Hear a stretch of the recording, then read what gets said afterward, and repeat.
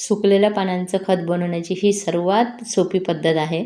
तुम्ही एक छान असा खड्डा करून घ्या गोल, एखाद्या विड्याच्या साहाय्याने किंवा कशाच्या साहाय्याने थोडा मोठा खड्डा करा. मी आता इथे छोटा झालेला आहे माझ्याच्यानं.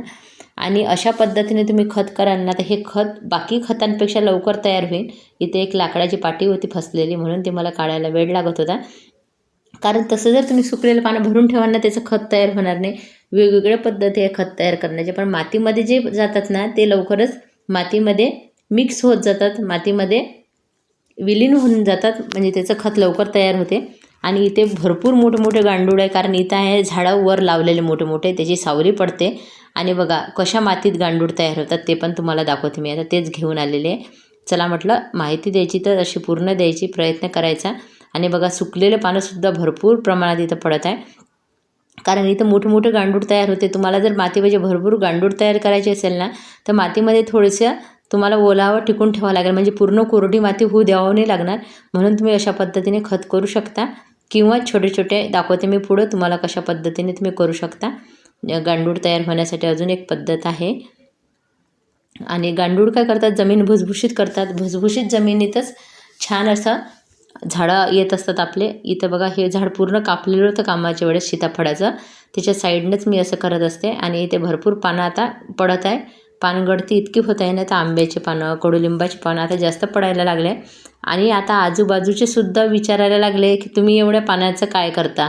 दोन्ही टाईम मी भरताना दिसते, झाडू मारणं आणि पूर्ण पानं गोळा करणं, हेच माझं काम चालू असते.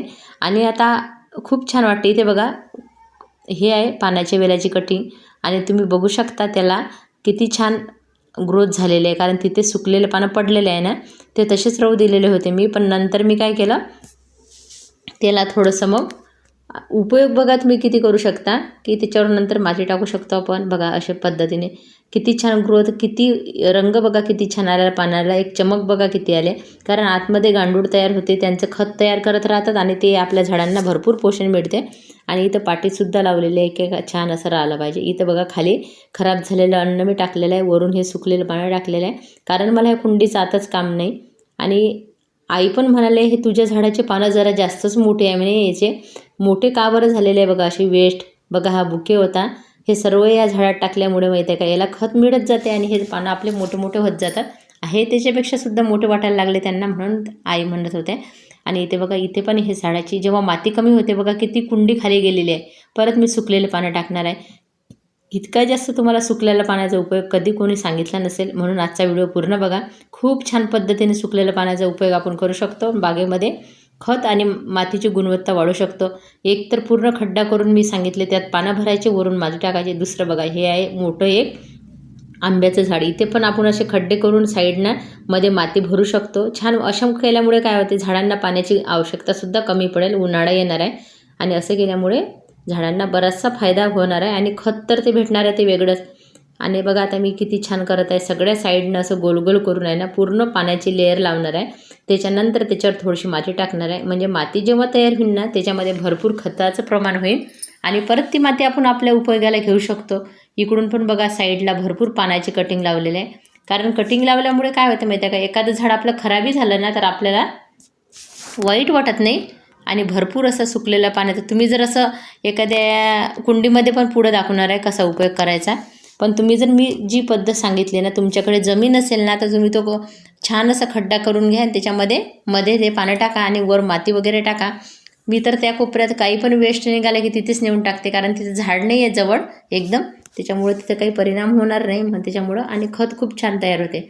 बघा आता साईडनं खूप पानं पडलेले आहे, आणि तिकडचे पण आणते, बाहेरचे पण आणते, कोणाकडे मिळाले ते पण आणते. नुसतं उपयोग सुरू आहे. आता याच्यावर मी कुंडी ठेवते म्हटलं छान. आणि इथे आता भरपूर आपल्या गांडुळांना पण खायला मिळेल. असे भरपूर वर्क करत असतात आपल्या बागेमध्ये, त्यांना पण खायला, आपण फक्त खायला द्यायचं, बाकी काम तेच करतात. आणि तुम्ही बघितलं होता का सुकलेल्या पाण्याचा इतका जास्त उपयोग, आणि इतक्या सोप्या पद्धतीने खत तयार होते ना, ते खड्डा करून जर आपण केला तर जमिनीत.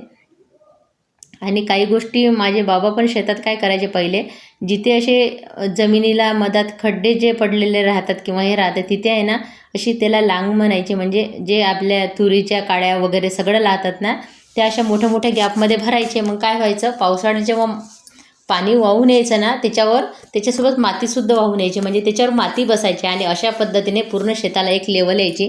म्हणजे खालीवर जी जमीन होती ना ती एकत्र व्हायची. अशी लहानपणी मी ह्या गोष्टी बघितलेल्या आहे. भरपूर बाबा शेतात मेहनत करतात, अजून पण करतात आणि म्हणून त्यांची तब्येतसुद्धा छान राहते. म्हणजे तुम्ही जेवढं काम कराल ना तेवढी तब्येत आपली छान राहत असते. आणि तुम्ही बघा आता अशा पद्धतीने झाडाच्या साईडला मी सर्व लावलं आणि याच्यावर मी आता पूर्ण माती लोटून देते. आणि आंब्याच्या झाडाला मी खरंच दरवर्षी काहीच खत घालत नाही. म्हणजे हे पण काम मी सुकलेलं पानं मिळतं त्यांना पण असं खास खत घालत नाही, कारण आठवण राहत नाही.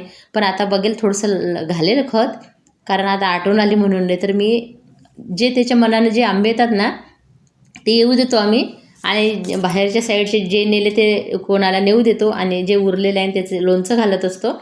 आणि बाकी काय करतो, काही आंबे जे वर राहिले ना ते मी राहू देते पक्ष्यांसाठी, मग नंतर पावसाळ्यात ते पडते, कोणाला मिळतात कधी त्या साईडनं कधी या साईडनं. खूप छान आंब्याचं झाड आहे. आणि आता हे माझ्या भाच्यानं खेळता खेळता आणलं आणि लावून दिलं होतं मध्येच, तेच झाड आहे. आणि बघा आता मी अशा पद्धतीने जे आपण पानं टाकले ना त्याला आता बघा अशी माती टाकते आणि छान आपल्या आंब्याला मिळेल. बघा किती पानाचे कटिंग लावलेले साईडला. खूप फायदा होतो अशामुळे, हे झाडं पण छान राहतात. आणि बघा आता हे दाखवते मी मोठ्या ग्रोबॅग कशा भरायच्या. याच्यामध्ये पूर्ण सुकलेलं पानं टाकलेलं आहे खाली, आणि एका कुंडीतली माती टाकलेली आहे मी. ही माती माहीत आहे का, एखादं नवीन झाड आपण जेव्हा आणतो ना तर आपल्याला कसं त्या झाडाची माहिती नसते, त्याच्यामुळे आपण त्याला जास्त डिस्टर्ब न करता लावतो. तर याच्यामध्ये पूर्ण रेड माती होती आणि ती चिकट मातीमुळे झाड खराब झालं. किंवा तुम्ही खत असंही म्हणू शकता, म्हणजे किचन वेस्टचं आहे हे. म्हणजे याच्यात खरबूजच्या साली अशा वगैरे असल्याने हे गांडूळला खूप जास्त आवडतात. आणि याच्यामध्ये थोडीशी माती टाकली ना तर याच्यात खत खूप उत्तम तयार होते. म्हणजे तुम्हाला जर वाटत असेल की आपली कुंडीमध्ये खराब होईल म्हणून, आता इथे बघा मी थोडीशी राख पण टाकली, सुकलेले पानं टाकले. आणि ग्रोबॅग आहे, कुंड्या असं तुम्ही अशा भरू शकता. पण तुम्ही काय करायचं, आता उन्हाळा असल्यामुळे एक गरम वाफ याच्यात येऊ शकते, म्हणून कुंड्या भरून छान असं एखादा महिना राहू द्या, मग झाडं लावा, म्हणजे छान होईल. किंवा मग मोठी मातीची लेअर लावा, कारण सुकलेल्या पाण्याला काहीच होत नाही. पण किचन वेस्ट आणि सुकलेलं पाण्याला जर एकत्र केलं ना मग मात्र थोडीशी वाफ तयार होते गरम. आणि आता अशा पद्धतीने तुम्ही करू शकता, मी जे करते तसं. तुमच्याकडे असेल तर सुकलेल्या पाण्याची लेअरमध्ये माती, थोडेसे किचन वेस्ट हे सुद्धा टाकू शकता तुम्ही अशा कुंड्या भरायला. जेव्हा तुम्ही एखादं झाड लावाल तोपर्यंत आहे ना हे आपलं खत तयार व्हायला पाहिजे पूर्ण, म्हणजे मग तुम्ही झाड लावाल तर ते खराब होणार नाही. बघा इतके सुकलेले पानं मी टाकत आहे आणि याच्यावर थोडी माती टाकत आहे. आणि काय झालं, मगाशी मी तुम्हाला दाखवले ना जे कुंडीतली माती टाकली त्याच्यामध्ये इतकी मोठी गोम होती ना, ती माती मी हातानंच फोडत होती आणि ती पटकन निसटून पुढं गेली. मला चावलीने हे चांगलं झालं. पण बघा आता निसर्गात सुद्धा अशा गोष्टीच असणार. मी बऱ्याच वेळा आता मारून नाही राहिली त्यांना, तर त्यासुद्धा मला काही करत नाही असं मला वाटलं थोड्या वेळासाठी. आणि तिनं मला काहीच केलं नाही, ती पटकन निघून गेली. आणि बघा आता इथेच माती, बागेमधले झाडू लागलेली माती, असं काही पण आपण याच्यामध्ये भरू शकतो. खूप सोप्या पद्धती दाखवल्या मी आज तुम्हाला खत बनवण्याचे. तुम्ही पण एखादी पद्धत त्याच्यातली घेऊन तुमच्या बागेमध्ये जर सुकलेले पानं आजूबाजूनं पडत असेल ना, भरपूर उपयोग करा. आणि अशा निसर्गातल्या फ्रीमध्ये भेटणाऱ्या गोष्टीचा उपयोग करून तुमची बाग फुलवा आणि आनंदही मिळवा. कारण अशा छोट्या गोष्टीत खूप आनंद मिळते. जर तुम्ही बाहेर जाल, माती आणाल, खत आणाल, तर खरंच खूप म्हणजे खर्च होते आणि बागकामाचाही कमी होणार आहे. म्हणजे तुम्हाला जी इच्छा आहे ती कमी होईल, म्हणून तुम्ही घरच्या गोष्टीचा होईल तेवढा उपयोग करा. त्याच्यामुळं तुमची पण बाग फुलेल छान. आणि अशा पद्धतीने मी सुद्धा करत आहे काम. कसा वाटला व्हिडिओ नक्की सांगा. सुकलेल्या पानांचा उपयोग तुम्ही एवढा कधी केलेला आहे का?